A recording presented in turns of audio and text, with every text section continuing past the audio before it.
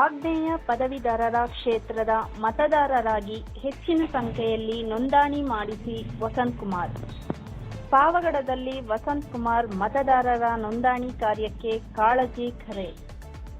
ಪಕ್ಷ ಬಲಪಡಿಸಲು ಪದವೀಧರರು ಮುಂದೆ ಬರಲಿ, ವಸಂತಕುಮಾರ್ ಅಭಿಯಾನಕ್ಕೆ ಚಾಲನೆ.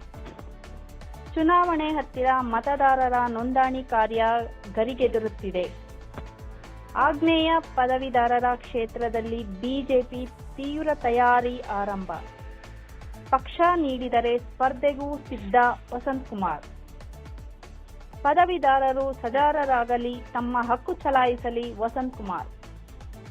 ಪಾವಗಡದಲ್ಲಿ ವಸಂತಕುಮಾರ್ ಸಕ್ರಿಯ ಸಂಚಾರಿ, ಮತದಾರರ ನೋಂದಣಿಗೆ ಮನವಿ. ಚಿದಾನಂದಗೌಡ ಗೆಲುವಿನ ನೆನಪು, ಮತ್ತೊಮ್ಮೆ ಸಂಘಟನೆಯ ಶಕ್ತಿ ತೋರಿಸೋಣ ವಸಂತಕುಮಾರ್. ಆಗ್ನೇಯ ಪದವೀಧರರ ಕ್ಷೇತ್ರದ ಬಲಿಷ್ಠ ಆಕಾಂಕ್ಷಿಯಾಗಿ ವಸಂತಕುಮಾರ್ ಬಣ್ಣ ಹಚ್ಚಿದರು. ಕ್ಷಣ ಕ್ಷಣದ ಮಾಹಿತಿಗಾಗಿ ಯೂನಿವರ್ಸ್ 369 ಅನ್ನು ನೋಡಿ ಹಾಗೂ ಸಬ್ಸ್ಕ್ರೈಬ್ ಮಾಡಿ, ಲೈಕ್ ಮಾಡಿ, ಶೇರ್ ಮಾಡಿ. ವೈದ್ಯರಿರ್ಬೋದು, ಚಾರ್ಟರ್ಡ್ ಅಕೌಂಟೆಂಟ್ಸ್ ಇರ್ಬೋದು, ಹೀಗೆ ಬಿಸ್ನೆಸ್ ಮ್ಯಾನ್ ಇರ್ಬೋದು, ಎಲ್ಲರೂ ಕೂಡ ಎಲ್ಲ ಪದವೀಧರರು ಮೊದಲು ನವೆಂಬರ್ 6ನೇ ತಾರೀಕು ತಮ್ಮ ನೋಂದಣಿಯನ್ನು ಮಾಡ್ಕೋಬೇಕು.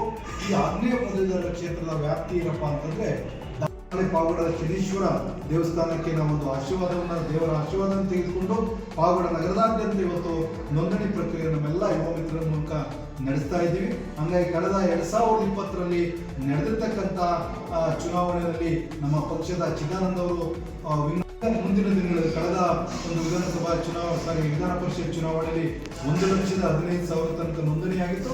ಇನ್ನೂ ಹೆಚ್ಚು ನೋಂದಣಿಯನ್ನು ಈ ರೀತಿ ಮಾಡಬೇಕು ಅಂತಕ್ಕಂಥ ಒಂದು ಪಣವನ್ನು ತೊಟ್ಟು ಇವತ್ತು ನಮ್ಮೆಲ್ಲ ಯುವ ಮಿತ್ರರು ಇವತ್ತು ನಾವು ಒಂದು ಸಕ್ರಿಯವಾಗಿ ನೋಂದಣಿಯ ಪ್ರಕ್ರಿಯೆ ತೊಡಗಿದ್ದೇವೆ.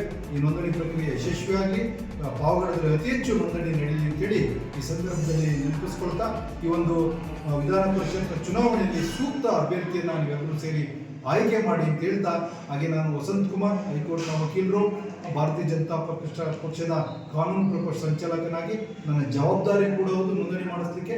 ಹಾಗೆ ನಾನು ಕೂಡ ಒಬ್ಬ ಸ್ಪರ್ಧಾಕಾಂಕ್ಷಿಯಾಗಿ ಇವತ್ತು ಇಡೀ 5 ಜಿಲ್ಲೆಯಲ್ಲಿ ಹೋರಾಟ ಮಾಡ್ತಾ ನೋಂದಣಿ ಪ್ರಕ್ರಿಯೆಯನ್ನು ಪ್ರಾರಂಭ ಮಾಡಿದ್ದೇನೆ.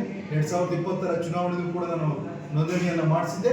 ಅವತ್ತಿನ ದಿವಸ ನಮ್ಮ ಪಕ್ಷ ಚಿದಾನಂದ ಗೌಡರಿಗೆ ಬಿ ಫಾರಂ ಕೊಟ್ಟಿದ್ದರಿಂದ ನಾವೆಲ್ಲ ಸ್ನೇಹಿತರು ಒಮ್ಮತದಿಂದ ಅವರಿಗೆ ಸಹಕಾರವನ್ನು ಕೊಟ್ಟು ಜೈಬೇರಿ ಬಾರಿಸಲಿಕ್ಕೆ ಕಾರಣಕರ್ತರಾಗಿದ್ದು, ಇವತ್ತು ಚಿದಾನಂದ ಅವರು ನಮಗೆ ಸಂಪೂರ್ಣ ಸಹಕಾರವನ್ನು ಕೊಟ್ಟು ಹೇಳಿದ್ದಾರೆ. ವೈ ಎನ್ ನಾರಾಯಣಸ್ವಾಮಿಯವರ ಆಶೀರ್ವಾದ ಇದೆ ನನಗೆ. ನಮ್ಮ ರಾಜ್ಯಾಧ್ಯಕ್ಷರು ಬಿ ವೈ ವಿಜಯೇಂದ್ರ ಅವರ ಸೂಚನೆ ಮೇರೆಗೆ ಈ ನೋಂದಣಿ ಪ್ರಕ್ರಿಯೆಯನ್ನು ಎಲ್ಲ ಕಡೆ ಮಾಡಿಸ್ತಾ ಇದ್ದೀನಿ ಅಂತೇಳಿ ಈ ಸಂದರ್ಭದಲ್ಲಿ ಸಂತೋಷವಾಗಿ ಹೇಳಲಿಕ್ಕೆ ಇಷ್ಟಪಡ್ತಾರೆ.